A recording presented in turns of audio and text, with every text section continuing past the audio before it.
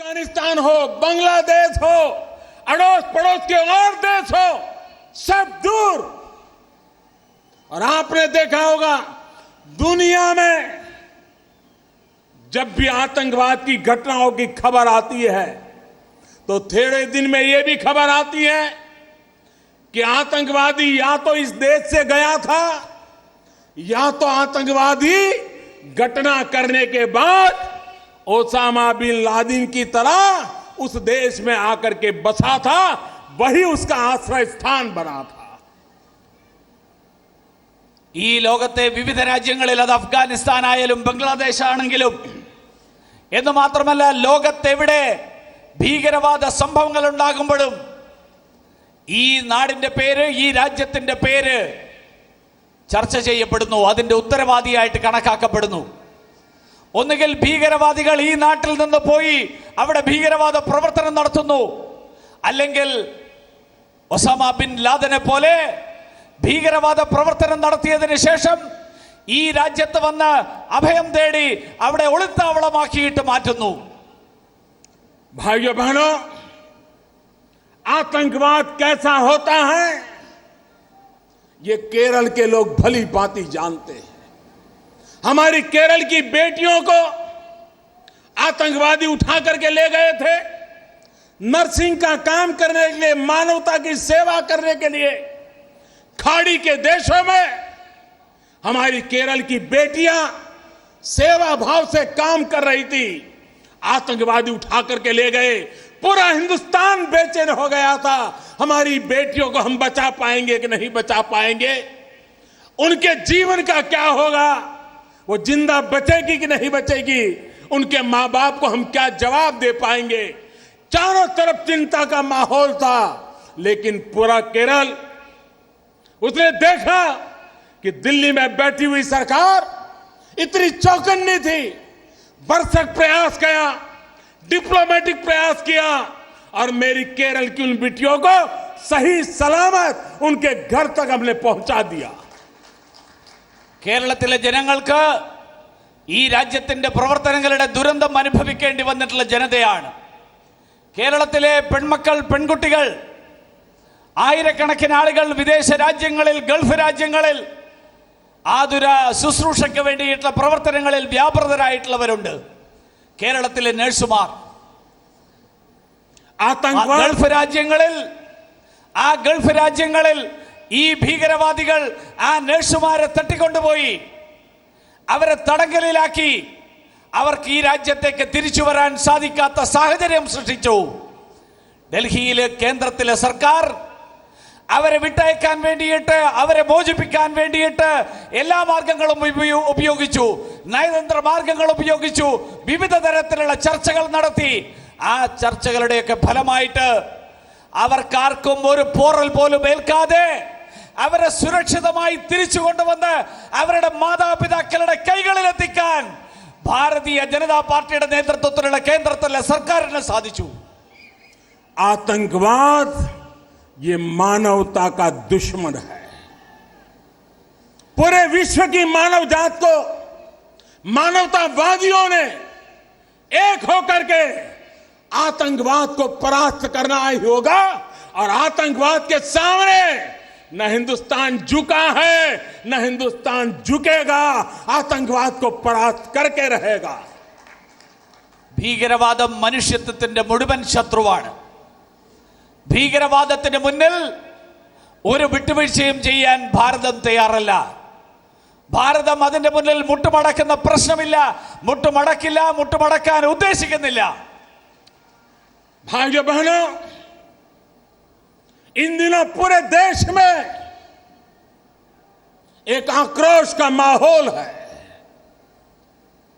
जम्मू कश्मीर में, उरी में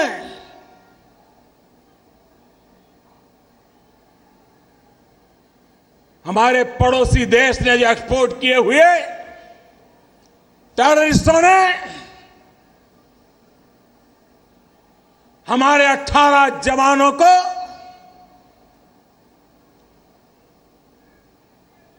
बलिदान होना पड़ा। आतंकवादी कान खोल के सुन ले, यह देश इस बात को कभी भूलने वाला नहीं है। രാജ്യം മുഴുവൻ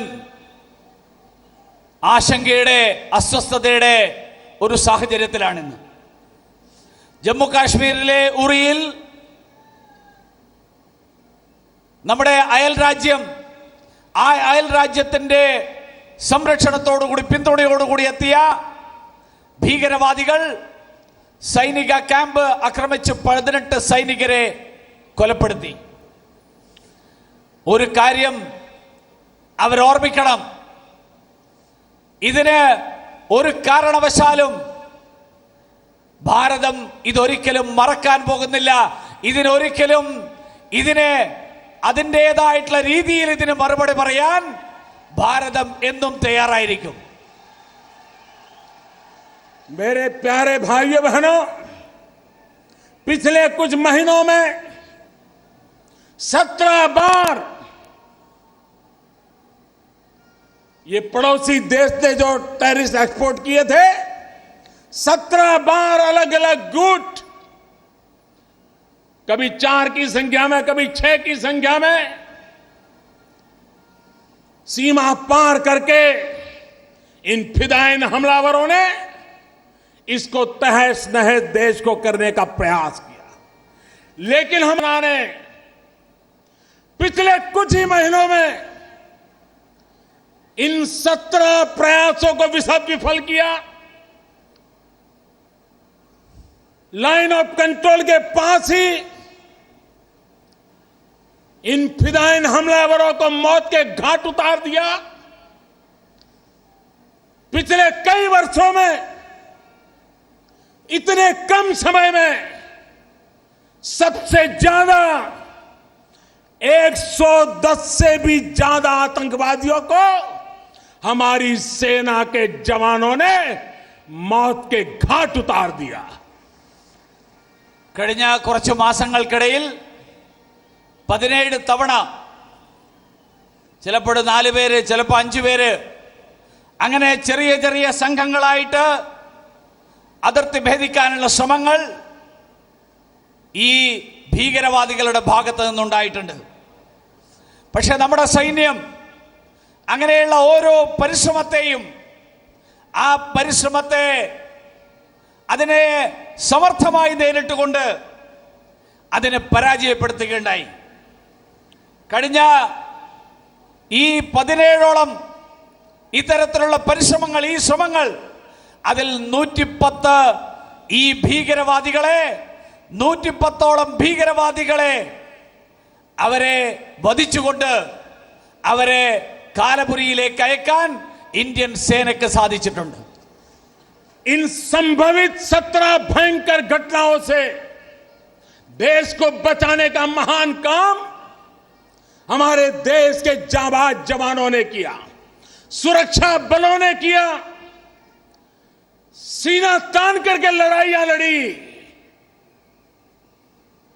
और देश के सामान्य मानवी को रक्षा देने के लिए वो लड़ते रहे, वे सदा सर्वदा जागते रहे। और हमें 125 करोड़ देशवासियों को हमारी सेना पर नाज है, हमारी सेना पर हमें गर्व है, उनकी वीरता पे गर्व है, उनके पराक्रम पे गर्व है, उनके बलिदान की गाथाओं पर गर्व है। ഈ 17 സംഭവങ്ങൾ, ആ സംഭവങ്ങളിൽ ഈ രാജ്യത്തെ രക്ഷിക്കാൻ, ഈ രാജ്യത്തിന്റെ അതിർത്തികൾ രക്ഷിക്കാൻ, സംരക്ഷിക്കാൻ, അതിലൂടെ ഈ നാടിനെ രക്ഷിക്കാൻ വേണ്ടിയിട്ടുള്ള പരിശ്രമം, അതിനു വേണ്ടിയിട്ടുള്ള സമർത്ഥമായിട്ടുള്ള ശ്രമം ഇന്ത്യൻ സൈന്യമാണ് നടത്തിയത്. ആ സൈന്യത്തിന്റെ പ്രവർത്തനങ്ങൾ 125 കോടി ജനങ്ങൾ, ഈ രാജ്യത്തെ ജനങ്ങൾ, ആ ജനങ്ങൾ ഈ സേനയുടെ പരിശ്രമം, ഈ സേന നടത്തിയിട്ടുള്ള സമർത്ഥമായിട്ടുള്ള ചെറുത്തുനിൽപ്പ്, ഈ സേന ഈ രാജ്യത്തെ രക്ഷിക്കാൻ വേണ്ടി നടത്തിയിട്ടുള്ള വീരശൂരമായിട്ടുള്ള പരിശ്രമങ്ങൾ, ഈ സേന കാണിച്ചിട്ടുള്ള സാഹസികത തീർച്ചയായിട്ടും നമുക്ക് അഭിമാനം നൽകുന്നതാണ്. നമുക്ക് നന്ദിയുള്ളവരാണ്. ഈ സൈന്യത്തിലെ ഓരോ ഭടനോടും അവരെ ഓർത്ത് ഈ രാജ്യം അഭിമാനം കൊള്ളുകയാണ്. आप कल्पना कर सकते हैं, पड़ोसी देश एक घटना में सफल हुआ और हमारे 18 वीरों को बलि होना पड़ा। अगर इन 17 घटनाओं में अगर वो सफल हुए होते तो देश को कितना तबाह कर देते, इसका आप अंदाज कर सकते हो. നിങ്ങൾക്ക് ഊഹിക്കാൻ സാധിക്കും, നമ്മുടെ ഈ അയൽ രാജ്യം നടത്തിയ ഒരു പരിശ്രമം, അതിൽ 18 ജവാന്മാർക്ക് ജീവൻ നഷ്ടപ്പെട്ടു. 17 ശ്രമങ്ങൾ, ആ 17 ശ്രമങ്ങളിൽ ഓരോന്നിലും ഇത്തരത്തിൽ സംഭവിച്ചിരുന്നുവെങ്കിൽ എത്രയേറെ പേർക്ക്, ഈ രാജ്യത്തിന്റെ രക്ഷയ്ക്ക് വേണ്ടിയിട്ട് പരിശ്രമിക്കുന്ന ജവാന്മാർക്ക് ജീവൻ നഷ്ടപ്പെടുമായിരുന്നു എന്ന് ഊഹിക്കുമ്പോൾ അപ്പോഴാണ് സേന നടത്തുന്ന പരിശ്രമങ്ങളുടെ പ്രാധാന്യം മനസ്സിലാക്കാൻ സാധിക്കും. मेरे प्यारे देशवासियों, हमारे सेना के जवान, हमारे सुरक्षा बलों के जवान, चाहे बीएसएफ हो, चाहे सीआरपीएफ हो, चाहे जम्मू कश्मीर की पुलिस हो, चाहे नॉर्थ ईस्ट की पुलिस हो, जितने भी हमारे सुरक्षा बल के जवान हैं, वो इस लड़ाई को जीतते चले गए हैं. इसका कारण सिर्फ शस्त्र नहीं होते हैं.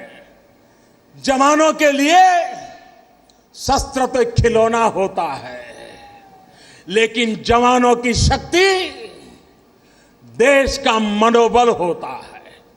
आज हिंदुस्तान का मनोबल सबसे ऊंचा है, सबसे बुलंद हौसला है, और देश के लिए, देश के जवानों के लिए, भारत के 125 करोड़ देशवासियों का ये मनोबल, यही हमारी ताकत है और यही हमारे सैन्य का सामर्थ्य है.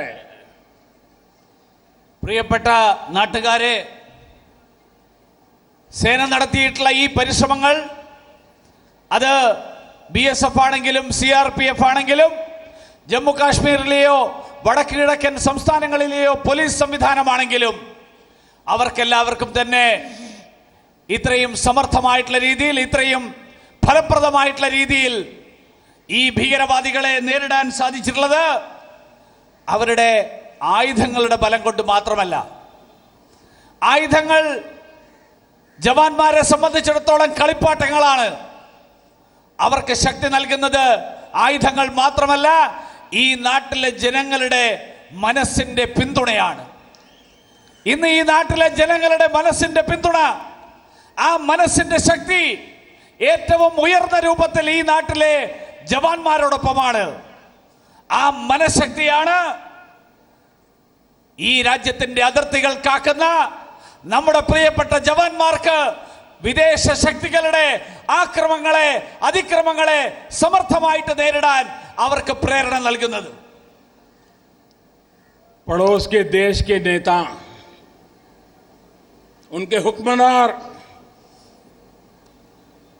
कहा करते थे 1000 साल लड़ेंगे, काल के भीतर कहां खो गए कहीं नजर नहीं आते हैं.